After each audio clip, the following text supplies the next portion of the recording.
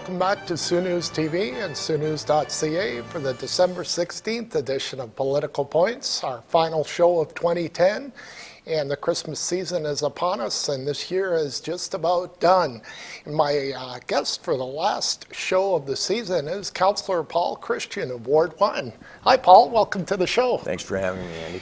You're no stranger to challenges, Paul. You've had a career change in your life, and how are you finding the job of councillor after the orientation, after the inaugural meeting? It's really fun, and it's what you make of it, isn't it? It certainly is. You know a little bit about my history. You know that I've faced some challenges, as we all do. My approach, my philosophy has always been that you approach these challenges with a positive attitude. Right. Challenges, change could be a challenge or difficult, or you could face the challenges with a smile on your face and an opportunity to try different things, and that's how I'm approaching City Council. Right. So far, it's been a great positive experience. We did have our orientation last week, and we had an opportunity to meet senior staff at the Civic Center, and I was really impressed with the presentations, really impressed with the personnel. They're very giving and they're very open, and I'm really looking forward to it. City staff is really a great group from CAO Joe Fortese down, a group of dedicated people, and they know their stuff. Bill Freiberg or John Luska, and on and on and on. You name it, and even the people that are reporting directly to them all the way down. I found the people extremely helpful, extremely open, and I'm really looking forward to working with them. Right. I know you're a teacher, Paul, at White Pines, and I can't think of a better profession than teaching to learn how to have people skills. Yeah, I mean, I think in today's society you have to be a people person, period, but definitely teaching gives you an opportunity to interact with people. In this case, it's younger people, younger voters.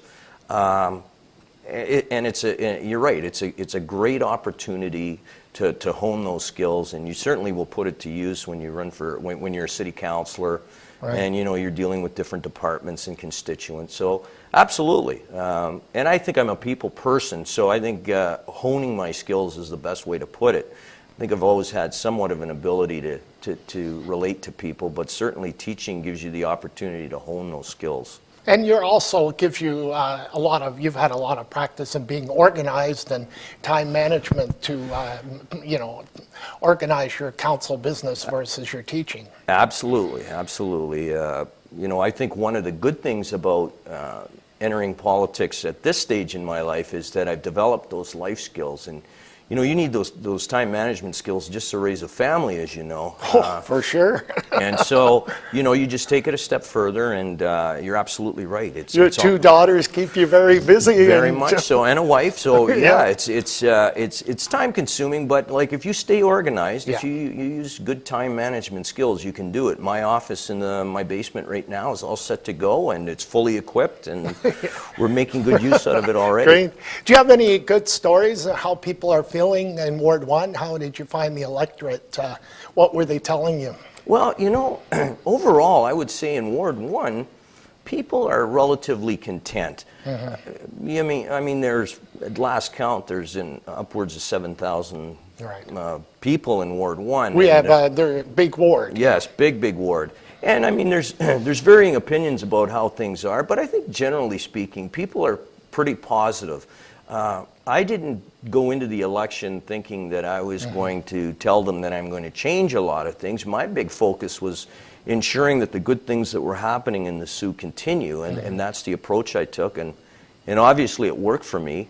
So I think, I think people generally in Ward 1 are relatively satisfied. Cautionary note, we got to make sure that we keep an eye on spending and taxation, but generally I think people are fairly satisfied. In terms of how we come across the broad spectrum of Northern Ontario, we're in pretty good shape. Yeah, overall, yeah. And when you look at our infrastructure, people say, well, we've got this debt load and we're doing different things, but one thing I've been able to find out is that Standard & Poor's is the company that rates our bonds, our debt.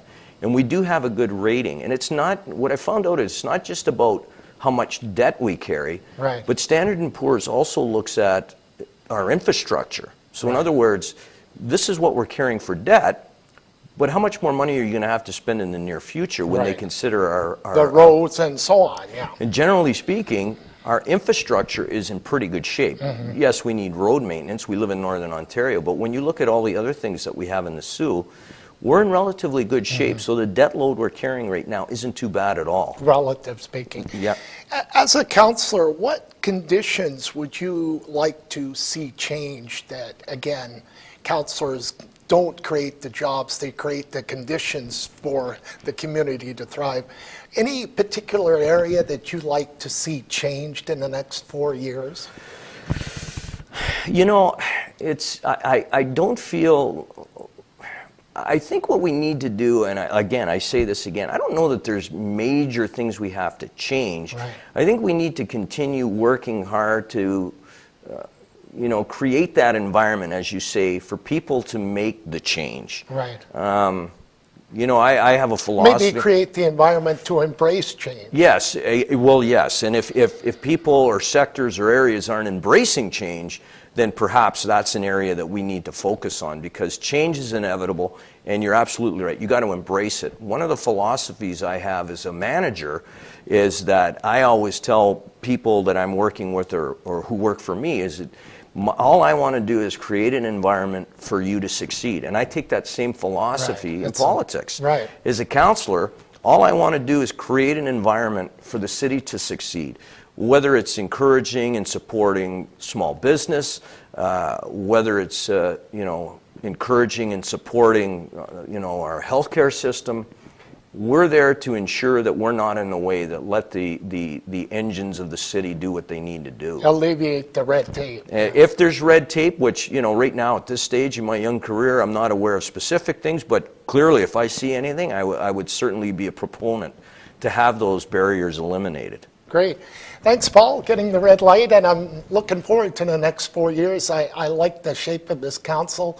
I think any dysfunctionality has been eliminated, and we're going to go forward and with the mayor and council, and looking forward to the next 4 years, and wish you and your family a great Merry Christmas and a happy 2011, and we'll have you on again. Thanks, Andy. Same to you. That's Councillor Ward 1, Paul Christian, and that's our final show for 2011. And on behalf of myself, I'd like to wish all of the viewers a very happy, Merry Christmas and a great 2011. We'll be back in 2011 with great new shows as we follow the new council of Mayor Debbie Amoroso, Paul Christian, and others on this new city council for 2011 as we go forward in the second decade of this new millennium. I'm Andy Martins. We'll see you in 2011. Thanks for watching.